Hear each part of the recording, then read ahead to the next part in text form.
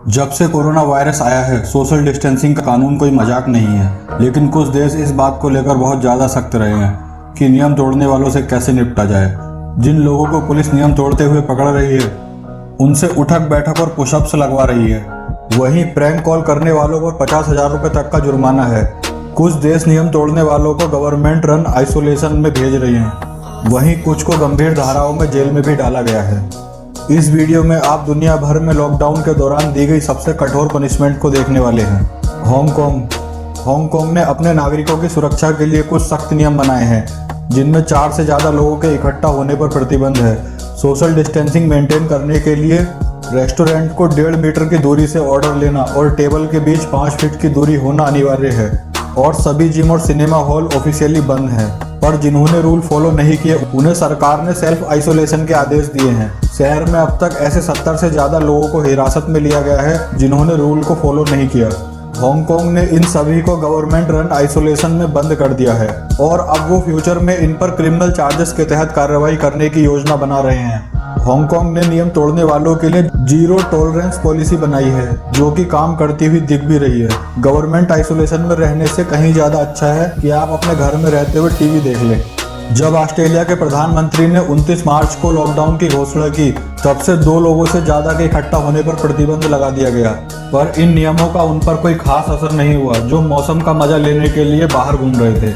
इसलिए ऑस्ट्रेलिया की पुलिस ने एक नई तकनीक अपनाई, ढूंढो और पीछा करो। वो ड्रोन का इस्तेमाल करके लोगों का पीछा कर रहे हैं जो कि रूल तोड़ते हैं। कोई भी ऑस्ट्रेलियाई जो कि नए कानूनों को तोड़ता है, उस पर $11,000 का जुर्माना या 6 महीने की सजा हो सकती है। लेकिन उन पर एक्स्ट्रा $5500 प्रतिदिन का जुर्माना भी हो सकता है अगर वो रूल तोड़ना जारी रखते हैं।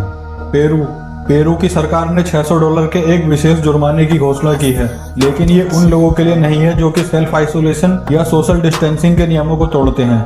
ये $600 का जुर्माना इमरजेंसी हॉटलाइन पर बढ़ते हुए प्रैंक कॉल की संख्या की वजह से है। हॉटलाइन पर किए गए सभी कॉल में से 74% कॉल जानबूझकर मजे के लिए किए गए हैं। इसलिए कोई भी अगर बिना किसी कारण के फोन लाइन को जानबूझकर ब्लॉक करता हुआ पाया जाता है, तो उस पर $600 का जुर्माना लगाया जाएगा। और वहाँ पर लेडीज और जेंट्स को अलग अलग दिनों पर बाहर जाने की छूट है। साथ ही संडे को किसी को भी बाहर जाने पर प्रतिबंध लगा दिया गया है। इन नियमों को लगाने के कारण किसी भी दिन आधे से ज्यादा लोगों की संख्या को कम करना है। लेकिन अगर कोई भी इस नियम का पालन नहीं करता है, तो उसे $600 के मुकाबले बहुत ज्यादा जुर्माना और यहाँ तक कि गिरफ्तार भी किया जा सकता है। थाईलैंड ने लॉकडाउन को लेकर फैलाई जाने वाली अफवाह और झूठे प्रचार के खिलाफ सख्ती से निपटना शुरू कर दिया है। लोगों का कहना है कि सरकार उनके बोलने की आज़ादी छीन रही है। नए इमरजेंसी नियमों के द्वारा सरकार किसी भी सेंसर्ड स्पीच पर रोक लगा सकती है। थाईलैंड की राष्ट्रपति ने हाल ही में नागरिकों को चेतावनी दी थी कि वायरस के बारे में कोई गलत अफवाह फैलाने पर 3 साल तक की जेल और $99,000 तक का जुर्माना हो सकता है। कुछ गलत बोलने के लिए ये बहुत बड़ी रकम है।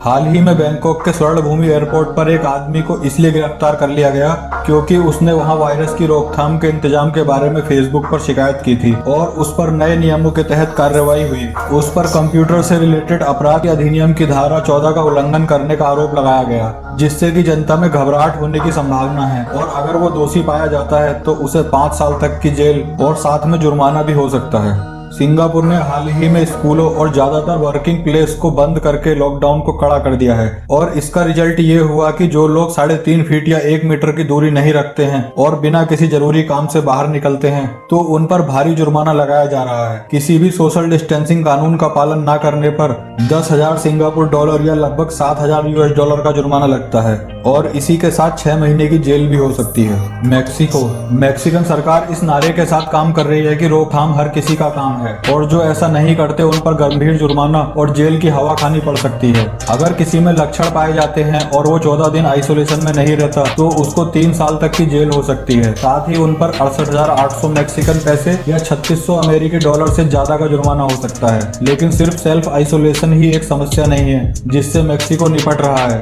स्टेट पुलिस ने हाल ही में 2 लोगों को गिरफ्तार किया है जो कि लोगों को लॉकडाउन के दौरान सुपरमार्केट को लूटने के लिए उकसा रहे थे। इसका मतलब यह है कि इन लोगों ने खुद के लिए एक बड़ी मुसीबत बुला ली है। इमरजेंसी सिचुएशन के दौरान लोगों को भड़काने के आरोप में ये लोग आने वाले कई सालों तक जेल में ही रहेंगे। अमेरिका के कुछ स्टेट सोशल डिस्टेंसिंग के नियम तोड़ने के लिए अपना अलग अलग कानून बना रहे हैं। फ्लोरिडा का मानना है कि खतरा टल गया है। उन्होंने लगभग सभी पब्लिक बीच को दोबारा से खोल दिया है, पर इसका ये मतलब नहीं है कि किसी को भी रूल तोड़ने की छूट है। लोगों के इकट्ठा होने पर सख्त मनाही है। पुलिस ने हाल ही में वहां एक पादरी को गिरफ्तार किया है, जो कि नए रूल्स के बावजूद बड़ी सभाएं आयोजित कर रहे थे। उन पर 2 बहुत ही गंभीर धाराओं, लोगों को जमा करने और मेडिकल इमरजेंसी का उल्लंघन करने का आरोप है। केंटकी में कुछ लोगों को सेल्फ आइसोलेशन में न रहने की वजह से पूरी तरह से हाउस अरेस्ट कर दिया गया है। अब उनको पैर में एक एंकल मॉनिटर पहनना होगा, जिससे कि अथॉरिटीज उन पर नजर रख सकें। तो किसी भी भविष्य में रूल तोड़ने वाले को इसी इलाज की उम्मीद करनी चाहिए। सोशल डिस्टेंसिंग रूल तोड़ने वालों का इलाज हमसे बेहतर किसी देश में नहीं हुआ होगा। इंडिया में गवर्नमेंट कर्फ्यू के दौरान, जिसमें केवल सुबह 6 बजे से लेकर 11 बजे तक की छूट थी, जिससे लोगों को किराने का सामान और दवाइयाँ जैसी जरूरी चीजें खरीदने की छूट मिल सके। ज्यादातर लोग अच्छी तरह से लाइन में लगकर सोशल डिस्टेंसिंग का पालन कर रहे थे, लेकिन रूल तोड़ने वालों का बहुत अच्छी तरह से इलाज भी चल रहा था। हालांकि ह्यूमन राइट्स वालों ने इसकी काफी आलोचना की थी। इंडियन ऑफिसर्स ने नियम तोड़ने वालों को सड़क पर ही सजा के तौर पर फिजिकल एक्टिविटी करने के लिए मजबूर किया, जिसके बहुत सारे वीडियो आए, जिनमें लोगों को पकड़ने के बाद उनसे पुशअप्स और उठक बैठक लगवाई गई और कई बार लोगों को सड़क पर रोल करने के लिए भी मजबूर किया गया, जिसे लोगों ने कुछ ज्यादा ही जाती बताया। पर अगर इसके बाद भी कुछ लोग नहीं मानते हैं तो ऑफिसर्स उन पर और ज्यादा सख्त हो सकते हैं। ऐसे लोगों को समाज के दुश्मन के नारे के तहत सजा दी जा रही थी। अधिकारियों का मानना है कि कानून को न मानने वालों को समाज का दुश्मन बताए जाने की शर्मिंदगी लोगों को बिना वजह बाहर जाने से रोकती रहेगी। अगर वो फिर भी नहीं मानते हैं तो उन पर गंभीर जुर्माना और जेल की सजा भी हो सकती है। फिलीपींस कुछ ज्यादा ही सख्त तरीके का इस्तेमाल कर रहा है लोगों को सोशल डिस्टेंसिंग का पालन कराने के लिए। 16 मार्च को जब वहां पर लॉकडाउन लगाया गया, तब से वहां सैकड़ों नियम तोड़ने वालों को गिरफ्तार किया गया है। इनमें से ज्यादातर लोगों को कर्फ्यू के बाद घर से बाहर जाने के लिए पकड़ा गया है, लेकिन कानून तोड़ने पर सभी को जेल में नहीं डाला जा सकता। सोशल डिस्टेंसिंग को ना मानने वाले 5 लड़कों को पकड़ने के बाद उनको पिंजरे में बंद कर दिया, वो भी कुत्तों के साथ। अफसरों का कहना था कि युवक नियमों का विरोध कर रहे थे और उनके साथ गलत भाषा का इस्तेमाल कर रहे थे, इसलिए उन्हें उनके साथ जल्दी से निपटना पड़ा और उनके पास मौजूद कुत्ते के पिंजरे में उनको बंद कर दिया गया और दोपहर की कड़ी धूप की तपिश में छोड़ दिया गया। लेकिन एक कुत्ते के पिंजरे का इस्तेमाल कुछ ज्यादा ही सख्त हो गया। राष्ट्रीय मानवाधिकार आयोग ने सभी देशों को तुरंत गिरफ्तारी और अनावश्यक सजा से बचने की सलाह दी। इसलिए उम्मीद है कि जेल के लिए कुत्ते के पिंजरे का इस्तेमाल शायद अब नहीं किया जाएगा। अगर आपको ये वीडियो अच्छी लगी हो तो वीडियो को लाइक करें और चैनल को सब्सक्राइब भी जरूर कर दें।